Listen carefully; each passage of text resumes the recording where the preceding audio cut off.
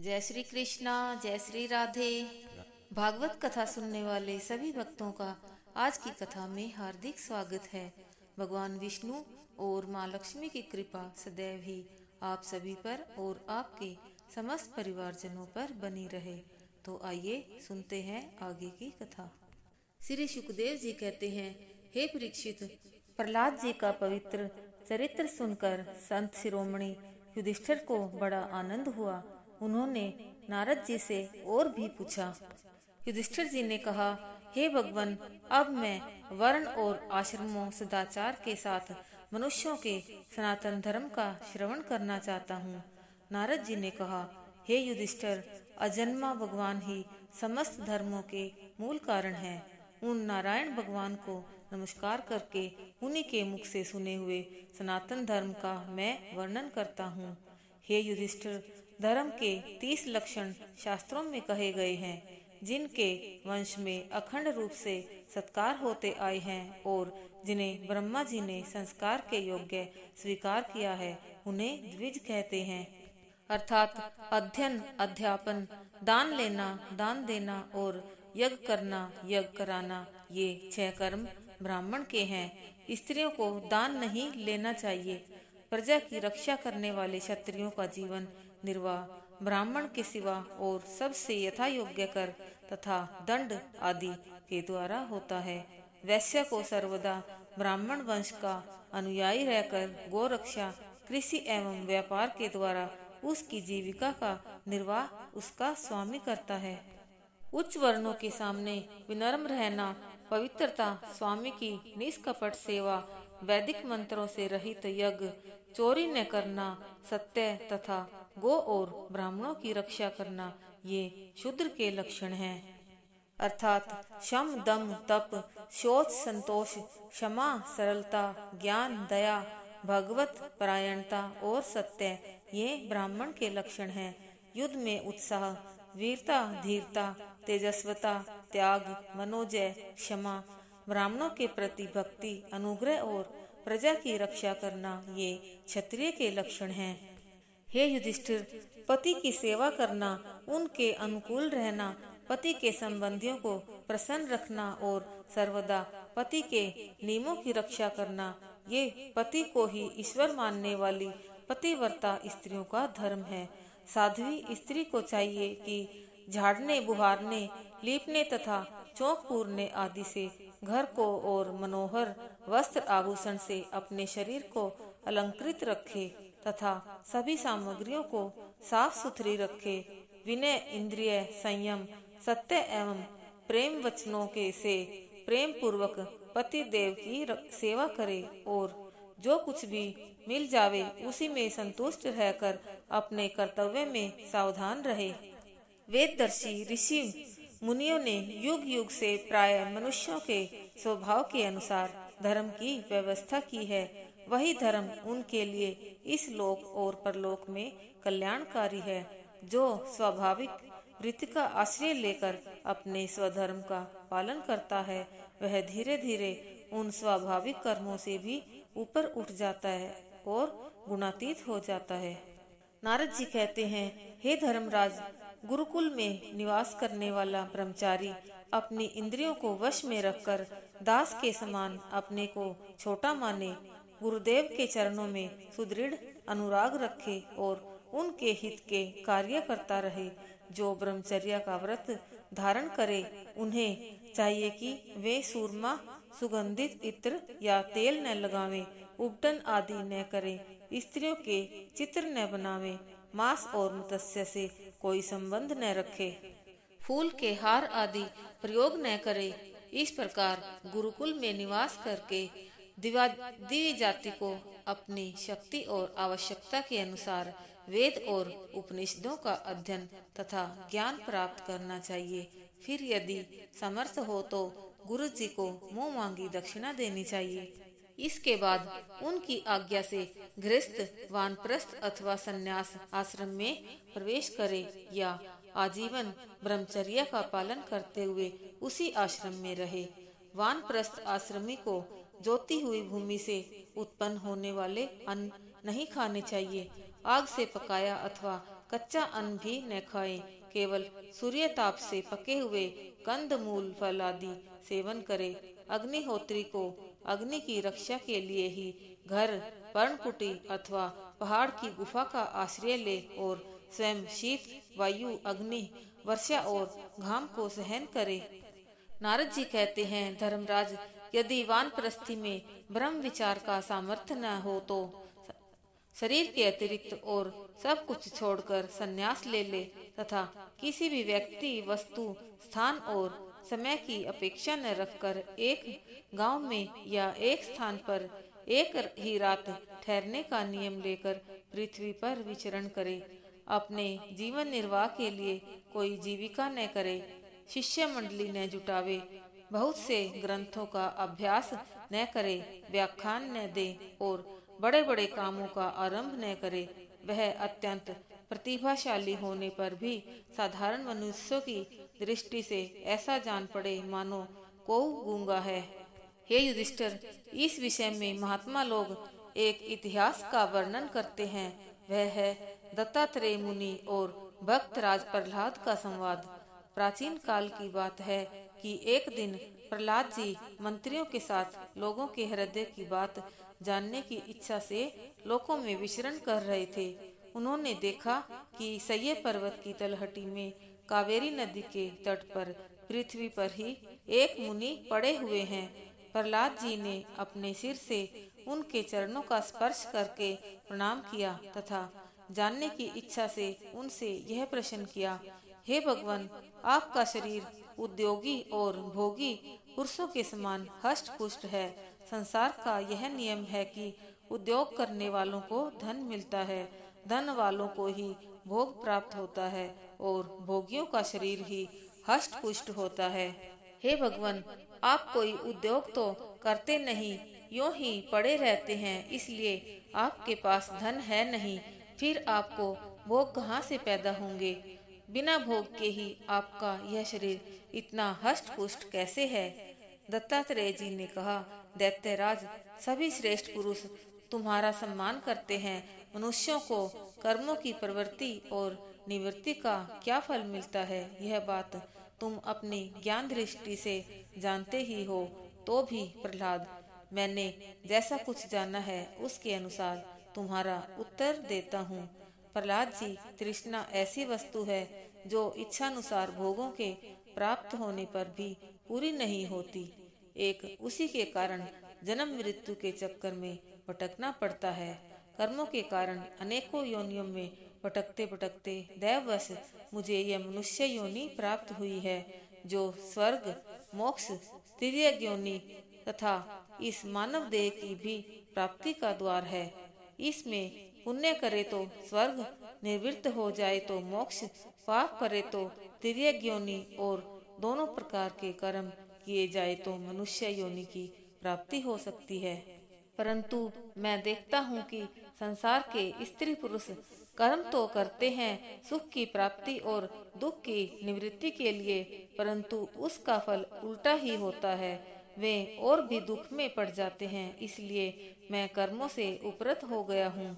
लोभी और इंद्रियों के वश में रहने वाले धनियों का दुख तो देखता ही रहता हूँ। भय के मारे उन्हें नींद नहीं आती, सब पर उनका संदेह बना रहता है। जो जीवन और धन के लोभी हैं, वे राजा, चोर, शत्रु, स्वजन, पशु, पक्षी, याचक और काल से, यहाँ तक कि कहीं भूल से मैं अधिक खर्च न कर दूं, इस आशंका से अपने आप से ही डरते हैं। इसलिए बुद्धिमान पुरुष को चाहिए कि वह उस धन और जीवन की स्पृहा का त्याग कर दे। इस लोक में मेरे सबसे बड़े गुरु हैं अजगर और मधुमक्खी। उनकी शिक्षा से मुझे संतोष और वैराग्य की प्राप्ति हुई है। मधुमक्खी जैसे मधु इकट्ठा करती है, वैसे ही लोग बड़े कष्ट से धन संचय करते हैं, परंतु दूसरा ही कोई उस धन राशि के स्वामी को मारकर उसे छीन लेता है। इससे मैंने यह शिक्षा ग्रहण की कि विषय भोगों से विरक्त ही रहना चाहिए। मैं अजगर के समान निश्चेष्ट पड़ा रहता हूँ और दैववश जो कुछ मिल जाता है उसी में संतुष्ट रहता हूँ। मनुष्य के स्वभाव भिन्न भिन्न होते ही हैं, अतः न तो मैं किसी की निंदा करता हूँ और न स्तुति ही। मैं केवल इनका परम कल्याण और परमात्मा से एकता चाहता हूँ। प्रहलाद जी, मेरी यह आत्मकथा अत्यंत गुप्त एवं लोक और शास्त्र से परे की वस्तु है।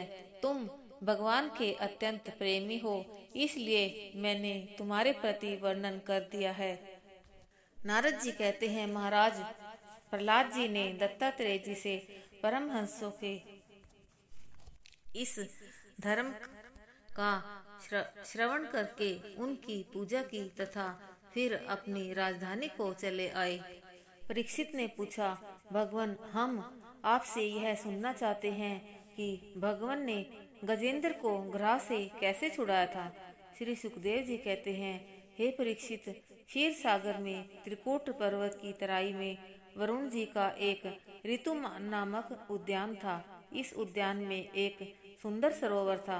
एक समय उस पर्वत के वन में रहने वाला एक हाथी हथिनियों के साथ विचरण करने, जल पीने तथा जल क्रीड़ा करने के लिए सरोवर में उतरा। वह ठहरा गजराज सरोवर के निर्मल जल में उन हथिनियों के साथ किलोल करते कुछ ज्यादा ही समय हो गया। उसी समय प्रारब्ध की प्रेरणा से एक बलवान ग्राह ने क्रोध करके उसका पैर पकड़ लिया। गजेंद्र ने अपने आप को छुड़ाने की बहुत कोशिश की, परंतु वह छुड़ा न सका। गजेंद्र और ग्राह अपनी अपनी पूरी शक्ति लगाकर भिड़े हुए थे। इस प्रकार लड़ते लड़ते उन्हें 1000 वर्ष बीत गए। अंत में जब बहुत दिनों तक बार बार जल में खींचे जाने के कारण गजेंद्र का शरीर शिथिल पड़ गया, बहुत देर तक उसने अपने छुटकारे पर विचार किया। अंत में जब कोई उपाय न सूझा, तब वह इस निश्चय पर पहुंचा कि यह ग्रह नहीं, विधाता की फांसी का फंदा है। इसमें फंसकर मैं आतुर हो रहा हूँ। अब मैं संपूर्ण विश्व के एकमात्र आश्रय भगवान की ही शरण लेता हूँ। हे परीक्षित, अपनी बुद्धि से ऐसा निश्चय करके गजेंद्र ने अपने मन को हृदय में एकाग्र किया। फिर पूर्व जन्म में सीखे हुए श्रेष्ठ स्तोत्र के द्वारा भगवान की स्तुति करने लगा। गजेंद्र ने कहा, जो जगत के मूल कारण हैं और सबके हृदय में पुरुष के रूप में विराजमान हैं और समस्त जगत के एकमात्र स्वामी हैं, जिनके कारण इस संसार में चेतना का विस्तार होता है, उन भगवान को मैं नमस्कार करता हूँ, प्रेम से उनका ध्यान करता हूँ। यह संसार उन्हीं में स्थित है, उन्हीं की सत्ता से प्रतीत हो रहा है। वे ही इसमें व्याप्त हो रहे हैं और स्वयं वे ही इसके रूप में प्रकट हो रहे हैं। यह सब होने पर भी वे इस संसार और इसके कारण प्रकृति से सदा परे हैं। उन स्वयं प्रकाश, स्वयं सिद्ध सत्तात्मक भगवान की मैं शरण ग्रहण करता हूँ। हे परीक्षित, जब गजेंद्र ने देखा कि भगवान गरुड़ पर विराजे हुए उसी की ओर चले आ रहे हैं, तब उसने बड़े ही आतुर और प्रेम भाव से उस सरोवर में खिले हुए कमल पुष्प को लेकर भगवान श्री हरि को अर्पण किया। भगवान ने देखा कि गजेंद्र अत्यंत ही पीड़ित है। उस समय प्रभु गरुड़ पर से कूद पड़े और गजेंद्र पर कृपा करते हुए एक ही साथ उन दोनों को सरोवर में बाहर निकाल लिया तथा अपने आयुध चक्र से ग्रह का मुंह फाड़कर गजेंद्र को उससे छुड़ा लिया। हे परीक्षित, उस समय ब्रह्मा, शंकर आदि देवता, ऋषि, मुनि, गंधर्व आदि भगवान की प्रशंसा करने लगे और नंदन वन के पुष्पों से भगवान का अभिषेक किया।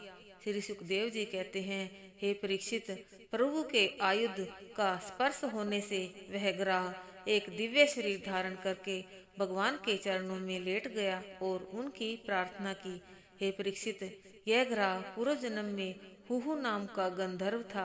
वह एक समय सरोवर में स्त्रियों के साथ जल में क्रीड़ा कर रहा था। उस समय देवल नाम के ऋषि भी उसी सरोवर में स्नान हेतु आए। उस गंधर्व ने क्रीड़ा करते हुए जल में डुबकी लगाई और ऋषि देवल का पैर पकड़कर पानी में खींचा। इस कारण वे रुष्ट हो गए और उसे शाप दिया कि मगर हो जा। भगवान के चक्र का स्पर्श होने से इसका उद्धार हो गया। आज की कथा संपूर्ण होती है। बोलिए विष्णु भगवान की जय। बोलिए श्रीमद् भागवत महापुराण की जय। बोलिए सुखदेव जी महाराज की जय। आइए अब करते हैं श्रीमद् भागवत की आरती। श्री भागवत भगवान की है आरती, पापियों को पाप से है तारती।